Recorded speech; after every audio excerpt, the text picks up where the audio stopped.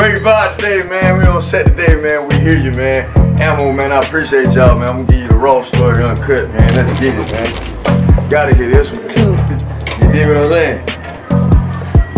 Yes, sir, man. It's a great day, man. How you doing, family? Well, we in Atlanta with Chopgod at the Eccentric Barber Lounge. Who is Chopgod? Hey, man.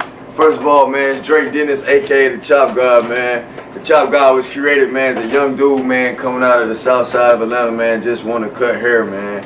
You know what I'm saying? But it's just the epitome of a great cut, conversationalist, and it's therapeutic to the culture, man.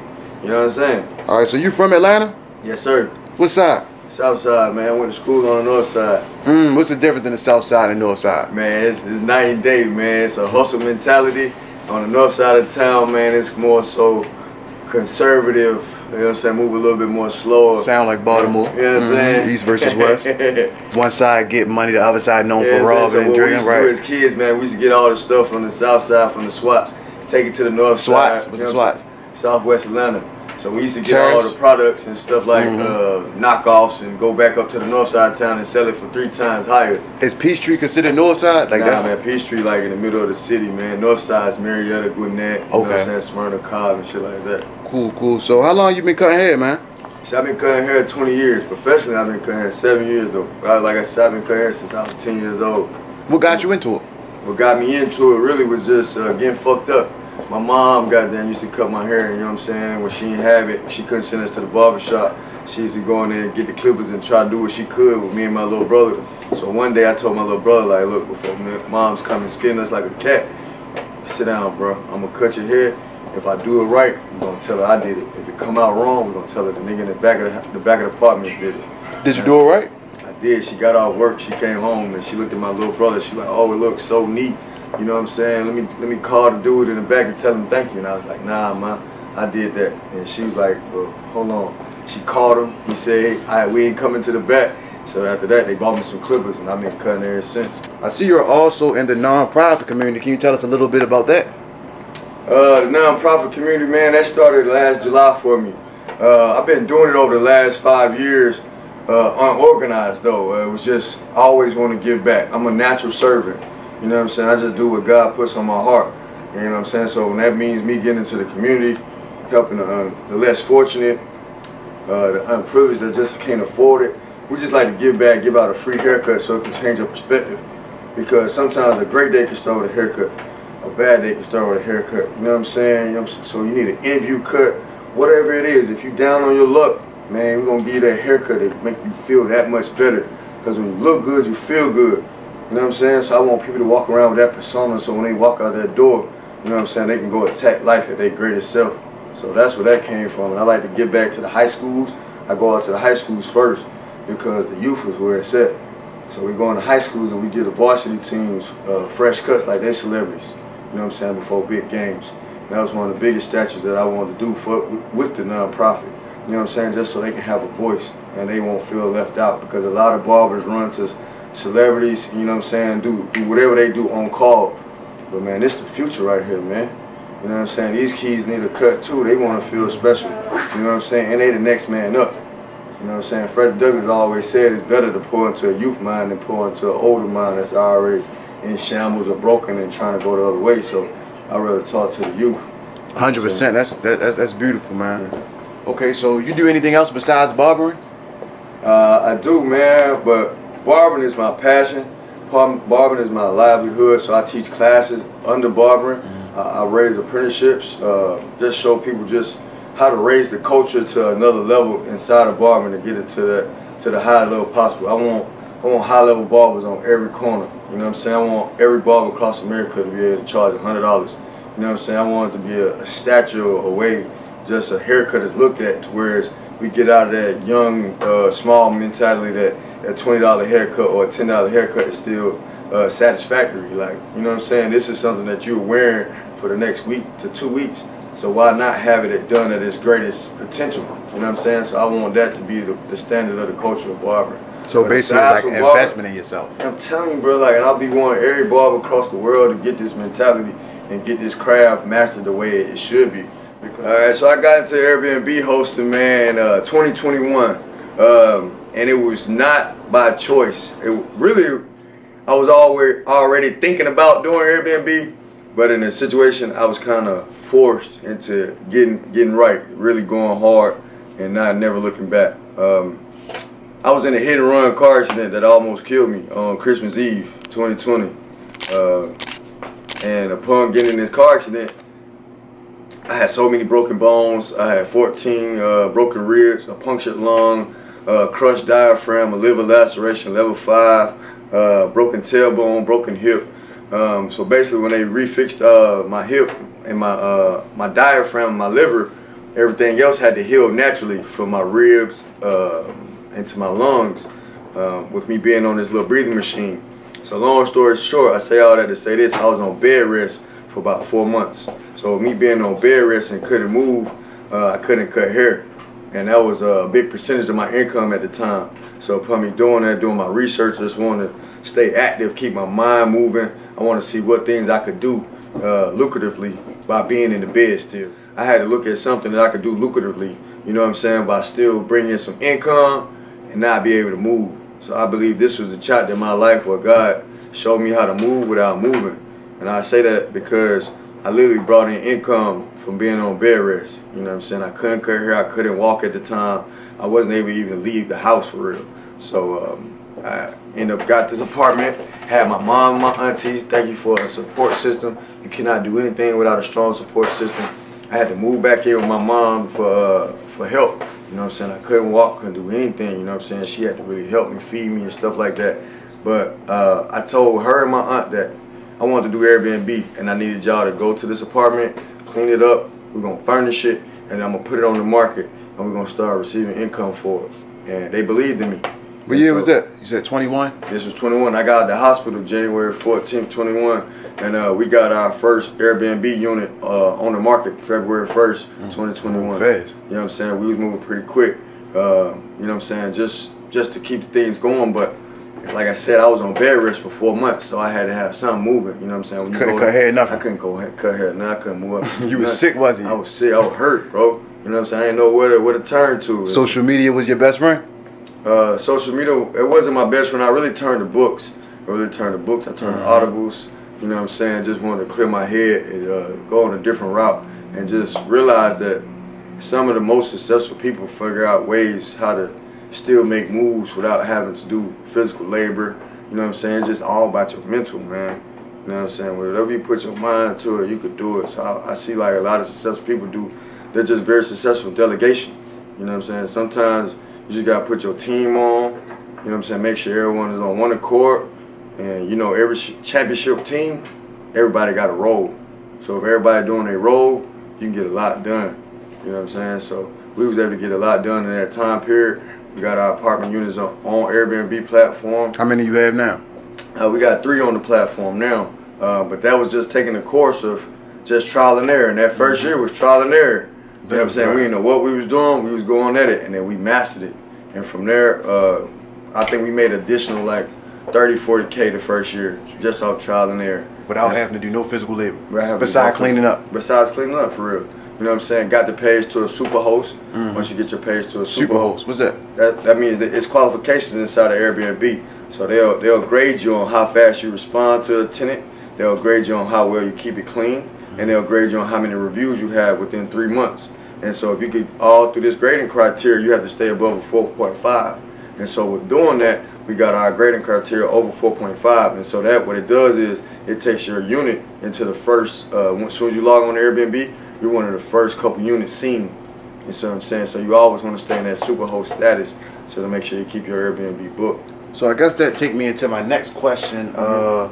What type of advice do you have for any young entrepreneurs trying to get into the Airbnb community? Like somebody got any an advice, apartment, man? I would just say do it, man. Don't overthink it. Because I actually teach Airbnb. I actually teach courses. I got an Airbnb brunch. So you actually come sit down. Can I get the link to that? You got it? I will. I'm gonna give you that link, man. So you come sit down with us. We're gonna have a brunch, full course brunch, and besides by breaking bread, we're gonna break bread and show you how to make some bread. You know what I'm saying? So we like to run that back one time. I'm telling you. Aside from breaking bread, eating together, we're gonna show you how to make some bread. You know what I'm saying? So that's what the brunch is all about, because each one teach one, man. And And I just want to show you it's not that hard. You know what I'm saying? A lot of people overthink it. And it's a simple recipe, man. You don't want to overextend your budget coming out in the beginning. You know what I'm saying? Because think about the Westin, think about the Marriott, think about the fine hotels in hospitality. When you walk in, you get a bed, you get Wi-Fi, a TV, and a dresser, and they jazz it up real nice. You know what I'm saying? So that's the essentials. And we can so get that if you keep that too. essentials in your Airbnb and jazz it up nice, you ain't gotta go too crazy. You want to get the money coming in before you go overblow your budget. A lot of people overdo the budget in the beginning and they ain't had no money coming in.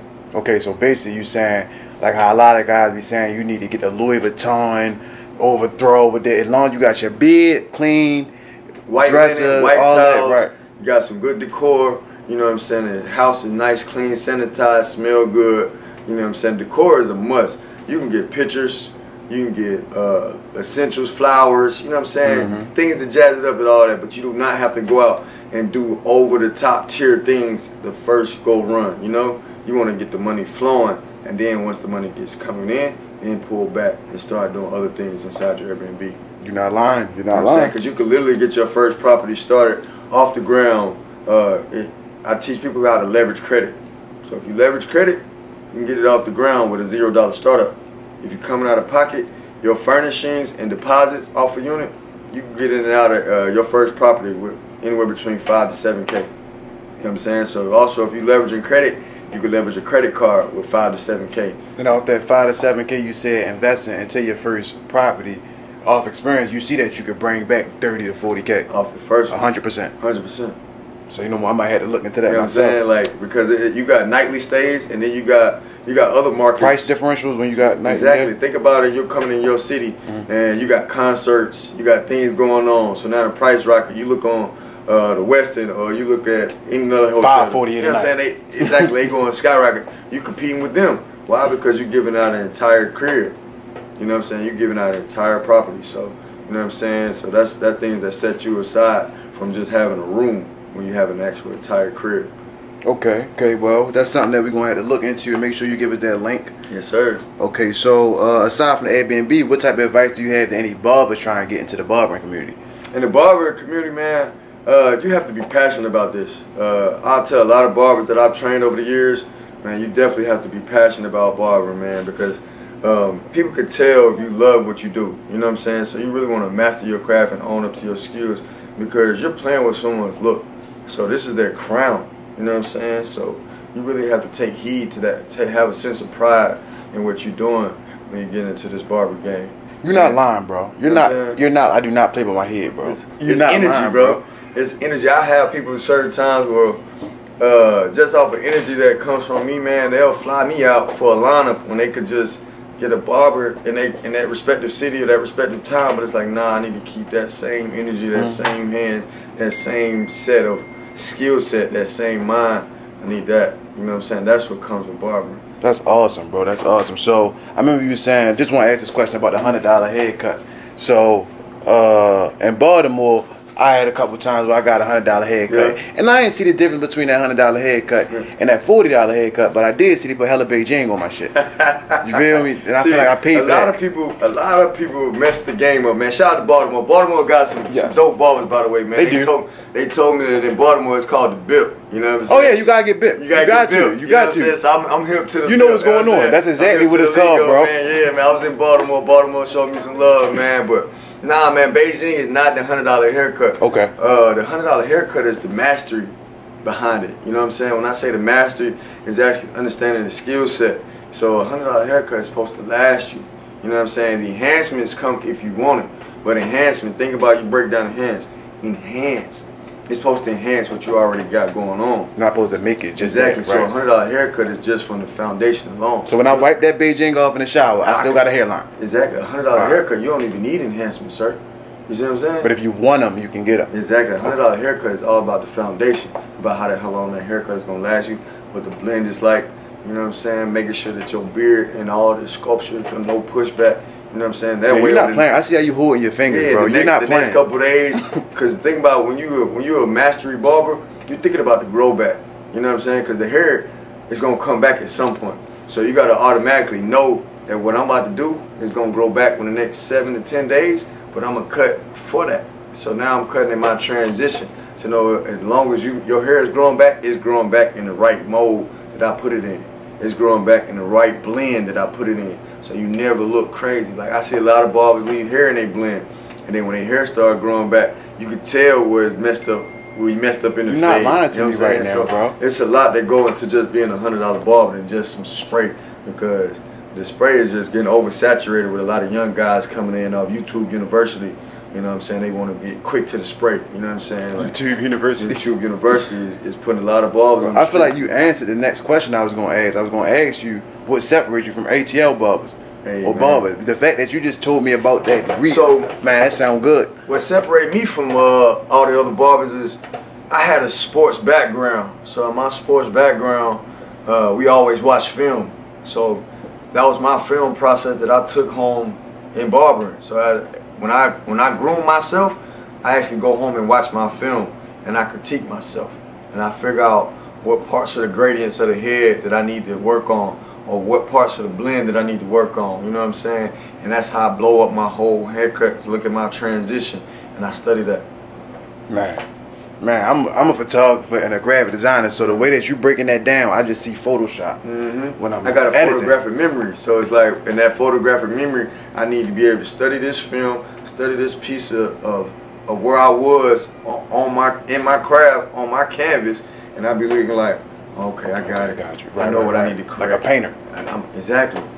Just like in football, man, you come in, you watch film, and you watching coverages. You ain't gonna keep running the slant, and you see they got the cover 2 right there. You know what I'm saying? Like, you're gonna switch it up. Well, man, I guess I can ask you, what's your signature cut? Like, what you feel like somebody come in here, I know bro gonna get me right on this certain cut. Every cut is a signature cut, man. I feel like every cut at this level in my life is a signature cut because I'm only as good as my last cut. You know what I'm saying? A lot of people look at barbering, it wasn't a craft. You know what I'm saying? It wasn't a career. You know what I'm saying? People used to laugh, and when I used to tell them I was going to be a master barber. But, you know what I'm saying? You're only as good as your last cut. So I put my all into every cut. So every cut is my signature cut. Beautiful, man. All right, so can you tell us where the shop is located? So if any of my followers want to come to the shop. We at Central Barber Lounge right here on the Shannon Parkway, man. 6740 Shannon Parkway. We 8 minutes from the airport. You know what I'm saying? It's the latest and the greatest barbershop. I'm going to tell you no story, man. When I tell you Central Barber Lounge, it stands the center of you. So if you break down centric, centric means to be the center of. So when you walk in this shop, you're at the center of you. We take pride in what we do. We take pride in your look. We take pride in your image. And we got some of the best specialists in the game in this building, man. So if you're ever in the city of Atlanta, man, come to 6740 Shannon Parkway. We're gonna get you right. That's at the